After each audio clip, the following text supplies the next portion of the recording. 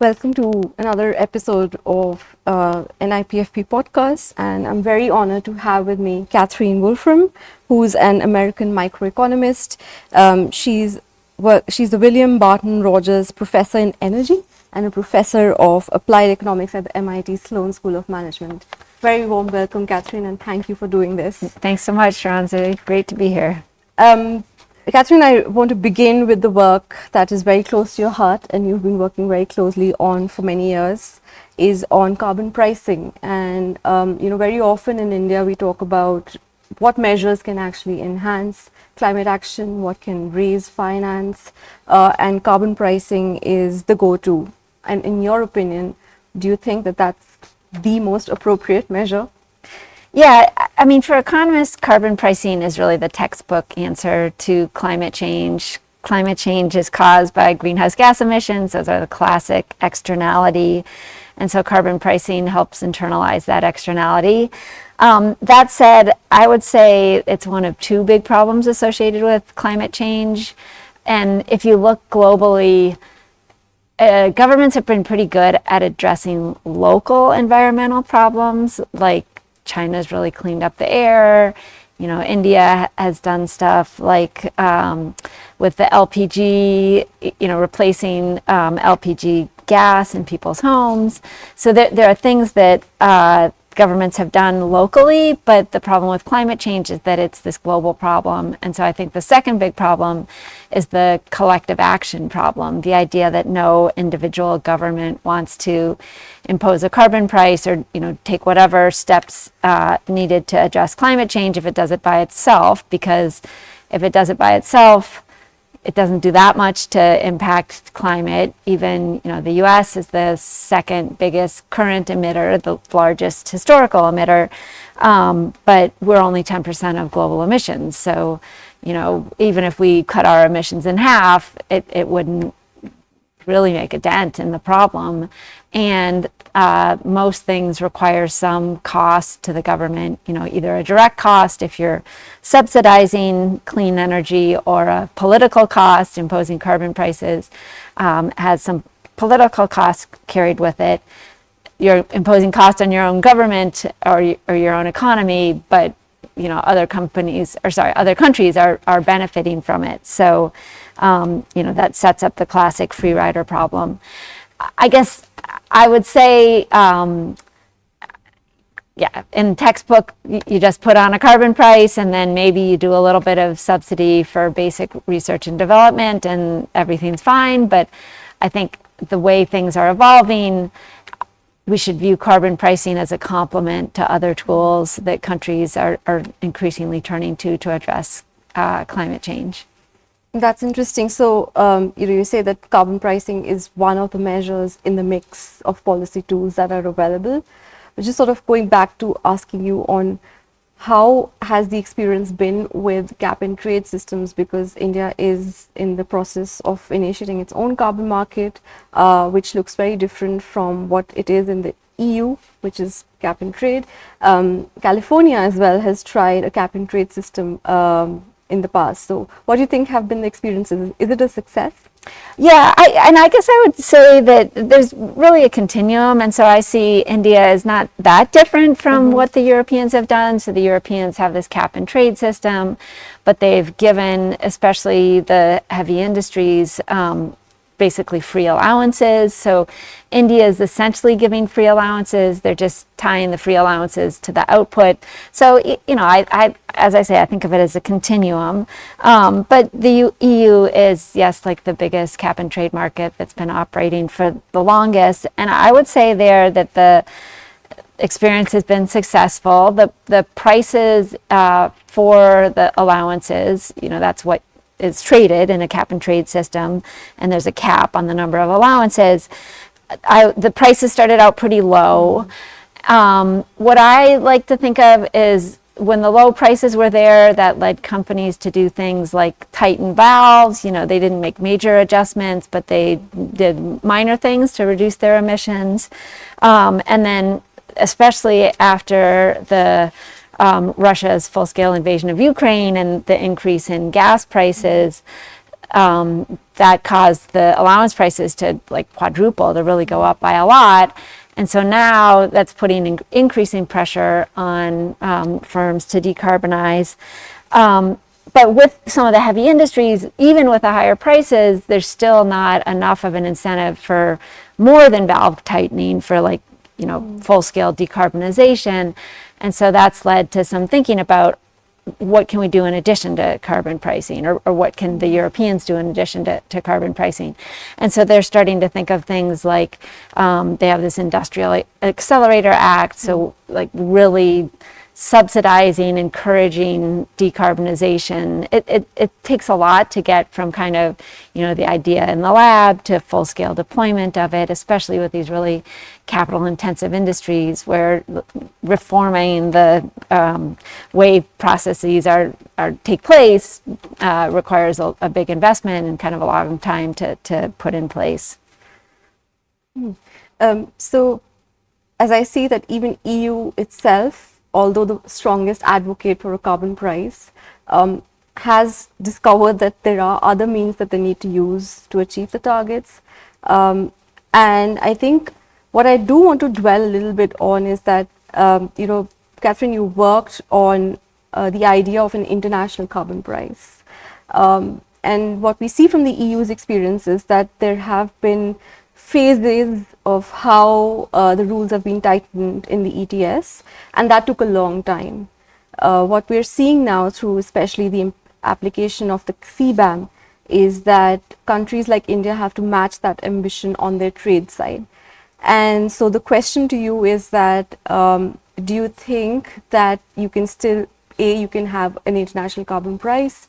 And even if it's differentiated, how do you tie it in with a measure like CBAM, where the expectations of a domestic carbon price on exported products is quite different from what countries like India or other developing countries can actually afford? Yeah, no, I mean, that's exactly right. With the CBAM, effectively the Europeans are saying, when you export to the EU, you've got to pay our carbon price. Otherwise, we're going to, make your company pay it, and we'll take the money. And you have to impose our carbon price, the European carbon price, not just on things that you export to the EU, but on your whole economy. Otherwise, it won't be credited against the EU. And so I like to say that I love CBAM. I think CBAM has been incredibly effective at helping to encourage countries to think about carbon pricing, and more than that, to encourage countries to think about climate not just as like an environmental problem, but as an economic kind of, competitiveness, growth driver. How can we make sure that our economies are keeping up and, investing in the technologies of the future? I really attribute a lot of that to CBAM. That said, I do think the fact that the Europeans are saying like kind of our way or the highway is, I understand the pushback that's received.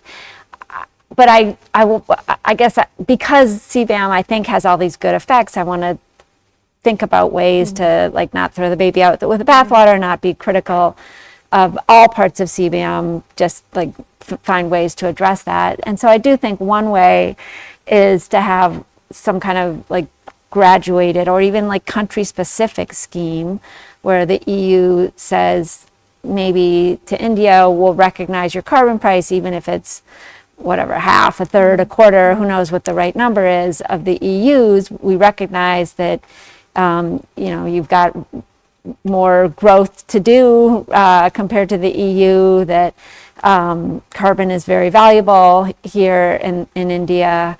And so we'll acknowledge kind of common but differentiated responsibilities, some of these fairness issues through a graduated carbon pricing scheme. I think that, is a potential way to kind of blend the good parts of CBAM or keep the good parts of CBAM and address the bad parts. I don't think that's the only way. One thing that we, colleagues of mine at Harvard and MIT, put together a working group on climate coalitions, and we put out a report last September. And one of the things that we thought about was combining this idea of graduated carbon prices with some like tech transfer, maybe some climate finance flowing from advanced economies to EMDEs, just again, complements to carbon pricing that help both address fairness issues and help companies really decarbonize that much quicker. Thanks so much, Catherine. Any thoughts on what you think is the ideal carbon price in developing countries? Do you have any thoughts on that? I mean, I guess I think lower than high income countries, but beyond that, I don't know. The IMF put out a report in 2021 where they had 3 buckets. So low income and low middle income countries were at 1/3 the price of the high income countries, and upper middle income countries were at 2/3 the price. That's a good starting point, but beyond that, I think it's kind of up to diplomats to figure out exactly what the right number is.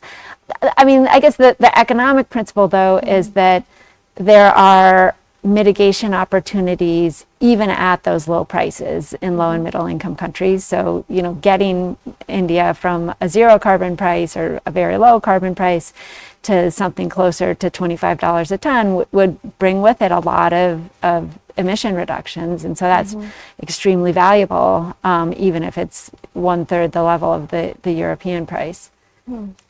I understand that there has to be some differences in terms of pricing across jurisdictions, which exactly what you're saying that IMF did mention. Yeah.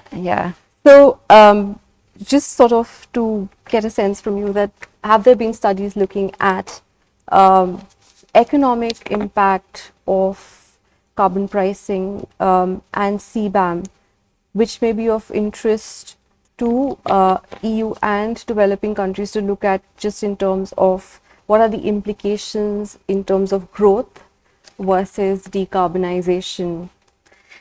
There have been several studies. So the report that we put out last September that I mentioned, we did some of our own modeling about what would be the implications for carbon prices, both at those graduated levels, the IMF 25, 50, 75, versus a uniform carbon price, at one floor that's imposed globally. And we looked at the implications for the 4 CBAM sectors, for aluminum, cement, fertilizer, and iron and steel. And we didn't find that much. Everything is a model, so who knows? We're not there yet in the world, so we can't have real empirical estimates. But we did not find that much kind of reshuffling from high income to low income, even with a graduated price. We did find a little bit of, less of an impact of the CBAM and the carbon tax on the low and low middle income countries, but it wasn't a huge, like every steel plant moves from the high income countries to the low income countries. I think these are, as we've said, big capital intensive industries. You don't just pick up and move for something like that, especially if there's some understanding that the graduated scheme might be what's needed now, but as we accelerate decarbonization, maybe we get to a point where the prices are more similar across countries. If I could ask a question related to your model, so when you did look at carbon prices, did you build in some kind of revenue recycling, and did you look at what kind of pass forwards in terms of price increases were possible with the application of the carbon price? We didn't, we kind of went all the way up to looking at the actual pass forward, but what we did was just note how much revenue is generated by carbon pricing, all the fiscal revenue. So I think for India, like just those 4 sectors, not an economy-wide carbon price, not even close, but I think they would generate something like 1 or 1.5% of total government revenues, even at the low, modest carbon price levels that we're talking about. So I think, personally, I think that's an aspect of carbon pricing that our profession has underemphasized, that it's a revenue raiser, and it's a non-distortionary, it's addressing a Pigouvian problem, right? It's a Pigouvian tax. So it's something that you can either use to raise additional money, spend that on health or education or whatever you want to spend it on, maybe spend a little bit of it, as the Europeans are thinking of doing, on climate mitigation, like pumping the money back to the companies to do decarbonization, but you can spend it on whatever other projects the government is interested in. Yeah, I think 1%, 1.5% of the GDP is not insignificant. Yeah. No, not of GDP, of fiscal revenue. Of fiscal revenue. Yeah. Okay, Yeah. so I think then in that sense, even there is a bit of scope for raising finance. Yeah. But I think I would ask you a follow-on question, which perhaps could be the last one, is that what is the long-term use of such a measure? So of course, we can talk about the revenue generation prospects immediately, but if we are to decarbonize as an economy, the revenues will pare down over time. So is it the reason why countries don't look at carbon prices as a revenue raising mechanism in their policy? Yeah, I think that's one confusion, or confusion is not the right word. I think that's one issue in the environmental community. They're like, don't tax it, we want to get rid of it. But that's a long process. Mm-hmm. And I also think it's important to emphasize that the goal is not zero emissions, it's net zero emissions. And so, the economist ideal is by 2050, whatever the date is, you still have some emissions remaining, maybe air traffic or air travel. There's some hard to decarbonize sectors, and then removals will get cheaper and cheaper. And so when you're at net zero, you're still pricing some of the emissions, but you're using all of that revenue to do removals. You're like totally in balance. And so I think right now, when we're in like the overshoot phase, we've got a lot of emissions, so that can be a big revenue raiser. We can use some of it for decarbonization, but some of it we can use for other things. But then as we get closer to the net zero goals, I think, the idea of kind of keeping things in perfect balance, you're still raising revenue, you're just using all the revenues to offset to do removals. Thanks so much, Catherine. All very interesting aspects that you've covered. Anything that I did not ask but you would love to talk about? Yes, there's one more thing that I've been spending a lot of time thinking about, which is the relationship between carbon pricing and climate finance. Mm-hmm. The climate finance, it's a huge issue in the international negotiations, the idea that the high-income countries have a moral obligation, which I'm fully on board with. The high-income countries, burned all this fossil fuel and had great growth, as benefited from burning that fossil fuel. They should be kind of paying for that, or acknowledging that they've had the ability to do that growth and make transfers to low and middle income countries. That said, I think there's been pretty wide acceptance of the moral principle, but not actual practical dollars flowing from advanced economies to emerging markets and developing economies. And so I think that you can think of carbon pricing as kind of one way that emerging market and developing countries can take things into their own hands and try to basically force the high income countries to give them some of that climate finance. So that, the thought exercise that I have in mind is, imagine that all the EMDs got together and said, we're not going to have economy-wide carbon prices, but for every good we export to the advanced economies, we're going to put a carbon price on it. Doesn't matter what the advanced economies are doing, we're going to put on our own carbon prices, only on our exports. That would raise a lot of money, but who's paying for that? It's the consumers in the high-income countries that are paying for that. So to me, that's like a form of climate finance. I'm not advocating, I think that's kind of an aggressive move for the EMDEs to do that and say we're only going to put carbon prices on goods that we export. But I do think that it helps kind of emphasize that one of the impacts of carbon pricing in an economy that's export driven, especially kind of exports to the advanced economies is like you're making your goods more expensive, but who's paying for those goods? It's the high income countries. And I think you can think of that as a pretty big form of climate finance. Plus it's a form of climate finance that EMDs don't have to just like say, please, please, please give us the money, you owe us the money. They can actually take matters into their own hands and impose policies that help like economically lead those climate finance transfers to happen. Thanks, Catherine. I think that's a really good idea, but I have more questions. I guess how much of it would depend on the elasticities of demand in the developed countries? And how much would it depend on cooperation between countries that essentially compete on trade?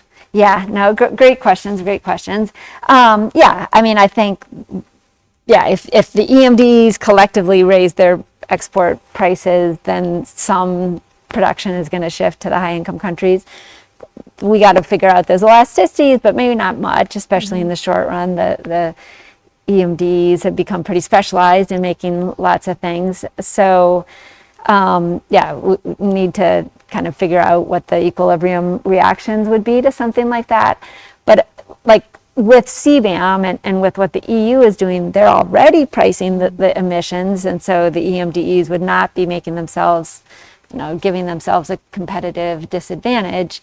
In some cases, EMDEs have like really good resources naturally to produce clean energy. And so maybe that gives them a bit of a comparative advantage, because in the past, without carbon pricing, the access to clean energy, like India has, I've been looking at some of the numbers recently, lots of hydro potential, lots of solar potential, and much more than, like, say, Northern European countries.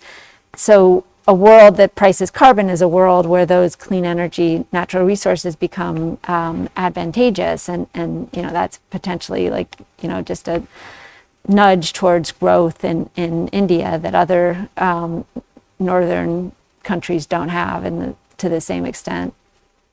Thank you. I think we covered a lot of issues, and I've asked most of my questions. So thank you so much, Catherine, for your time. Thanks so much. Lots of great topics to think through on this issue. Thank you. Take care.